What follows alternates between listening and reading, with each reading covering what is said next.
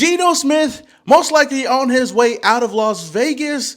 Nakobe Dean hints at coming to the Las Vegas Raiders. And Tom Telesco explains why he drafted Brock Bowers. Yo, what is up, Raider Nation? It's your boy Samoa Raider back at it again with yet another video. I know I'm not in my home office right now. Yo, Oos is outside. I'm usually outside. I don't know, the last couple of days I've been outside, but it's finally good to at least come forward and give you guys a video and talk about some Raider news that you can use. So if this is the very first time you guys have come across the channel and you love Raiders content like this, make sure to hit that subscribe button and hit that notification icon button. Now, first things first, let's talk about Geno Jeffrey Smith. Of course, last season did not go as planned. A lot of Raider fans, including myself, did think that Geno Smith was going to come over here and do a solid job. I mean, I didn't think that the Raiders could be as bad as they were the year prior, but of course we found out real quick that Geno Smith just wasn't that guy, whether it was up to him, the offensive line, the weapons that we had, the way Pete Carroll was calling plays, whatever it may be, Geno Smith with the Raiders did not pan out.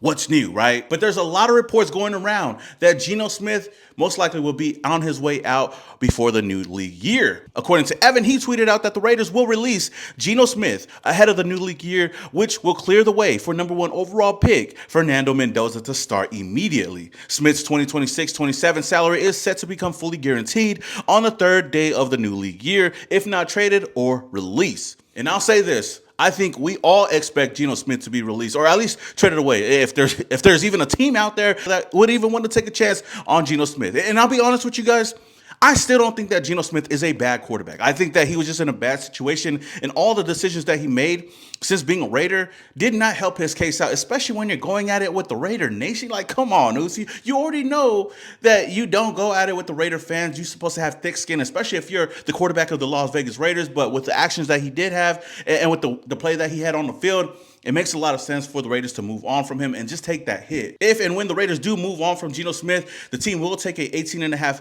million dead cap hit, but would approximately save $8 million in cap space. Now, as much as I do believe that he will be gone from this team, you know, there was a little part of me that thought maybe, just maybe, with having Clint Kubiak over here, that we keep Geno Smith for another year. And I know how crazy that sounds, Raider fans, but think about this. Clint Kubiak went to the Seattle Seahawks, and he was really excited to, you know, have Geno Smith as his quarterback, because I think he sees some of the same traits and Geno that he did with all the other veteran quarterbacks that he's taken over or at least helped out.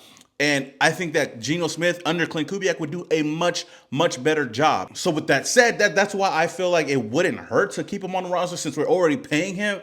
But like I said, I understand why the Raiders would want to move in a different direction, especially if he isn't the guy that we all think that he is, at least for this team. Now, when you think about all of that and you think about what Geno Smith even tweeted this morning saying, "Thank you, Lord," and also added, "God is the greatest," I think that's basically a hint at him most likely not being in the silver and black anymore. And I think Raider fans can agree that, you know, thank you, Lord, he's not a part of this team anymore. At the end of the day, Geno Smith is going to be freed and the Raider Nation is going to be freed. I wish it could have worked out for the Raiders, but it is what it is. I will say that Geno's tenure with the Las Vegas Raiders was really bad. One of the worst in the NFL, you know, league high in sacks with 55 and interceptions with 17. He just couldn't keep the ball out of the defender's hands. But with the veteran void that we would have in the locker room at the quarterback position, I still do believe that the Raiders need to fill in that position, bring in a mentor, a veteran mentor for a guy like Fernando Mendoza, whether Fernando does start right away or he takes a year to take over the reins. And that's why I had to look at some options out there. And one name in particular that I think a lot of Raider fans wouldn't mind, and I wouldn't mind as well, is somebody that played under Clint Kubiak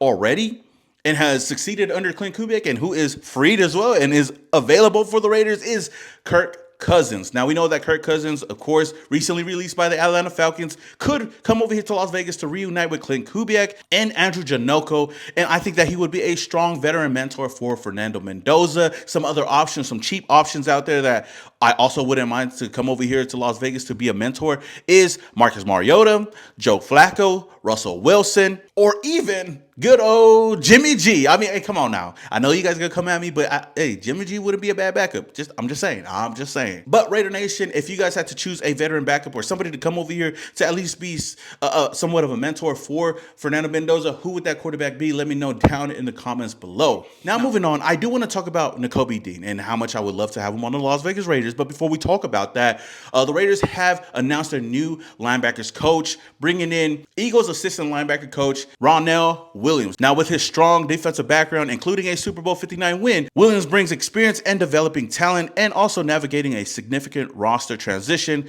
at the position. So, of course, I'm sitting here thinking about that connection there. But also, Nakobe Dean posted in his stories congratulating Ronell Williams, basically. And, of course, us Raider fans, including me, I'm going to take that and be like, okay, what you trying to say, Nakobe? You trying to come over here to Las Vegas? And the funny thing about that is that during Super Bowl week, me and Joe Morley, we were actually at Shannon Sharp's Super Bowl kickoff party, and we ran into Nakobe Dean. And I know Joe Morley, he brought it up. He asked him, hey, it would be nice to have you in the silver and black. It would be nice to have you in Las Vegas. And all he said, hey, we'll see. We'll see. He laughed about it. Of course, he can't really say anything. But, hey, to bring Nakobe Dean to Las Vegas would be something else. And if he does come and sign with the Las Vegas Raiders, I guess we got to give Joe Morley at least some recruiting points over there because he's the one that brought it up to him. But of course, Nakobe Dean, I do believe, would be a great fit in Las Vegas, especially a team that is in need of some youth at the linebacker position and is definitely a guy that could fill in a position of need. The linebacker position, the Raiders have always shied away from it. We always bring in some old veteran talent, but we need a young linebacker. And Nakobe Dean is coming off of his rookie contract, and he spent 3 seasons under Ronell, and the Raiders also have a lot of cap space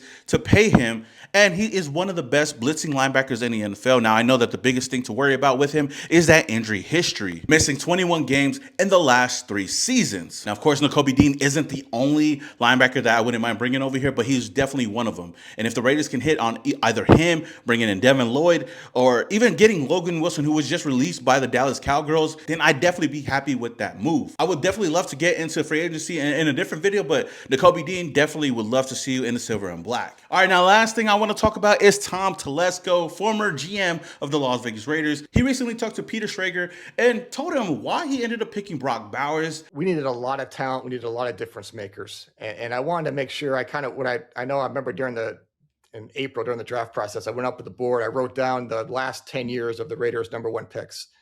And, obviously there were more misses than hits. I mean, it is what it is. So I said, look, whoever we take with this pick, it has to be the highest odds player possible. Like, we have to hit on this pick. Early on, like, I was the same way as a lot of people. Like, do I want to take a tight end in the first round? I'd rather not. I'd rather, a more premium position. We loved Next. We liked Penix. We liked some of those guys. But if we had to trade up to get one of those guys, we just didn't have a lot of talent yet. And if we got to give up, picks to do that. Were you sitting there, like, when you see, let's say JJ McCarthy goes 10 and then it's Knicks at 12, are you throwing stuff at the screen, or are you like, all right, we're good, patient? No, the Penix one, I knew the Falcons liked them. I thought he liked them more in the second round than the first round, but the other guys, it was no surprise they were going where they were. I mean, look, if you need a quarterback and there's a potential franchise quarterback, you should probably take them. I mean, they just don't come around very often. Look at this year in free agency, there's Malik Willis, and then there's not a lot else. And in the draft, there's Mendoza, and then there's probably a pretty big gap. So, no, it was no surprise. So when we went through the exercise, look, we had needs on the offensive line. We could have used another pass rusher. We had needs at corner. We had a lot of needs. But when we looked at Brock, I mean, it was just a high odds player between the ability and the makeup, and it just fit right for us. And like, I would have loved to have taken a quarterback. I'd love to have taken a tackle or a pass rusher. Those are more premium positions on your salary cap, but Brock was too hard to pass up. Now, I do love the fact that he was able to explain it. And I got to respect him for even admitting that, the Raiders, we've missed on a lot of picks, especially in the first round. And knowing that he had to go out there and hit with that first pick, especially during his regime, the first and only pick that he had in the first round for the Raiders, I'll definitely say this. He hit on it because Brock Bowers is one of the best tight ends, if not the best tight end in the NFL. And we're never going to look back at that pick and be like, oh, that was a waste of a pick now. So let me know what you guys think about this. If you guys haven't already, man, hit that subscribe button and that notification icon button. Until the next video, it's your boy, Simone Raider, and your boy is, yeah.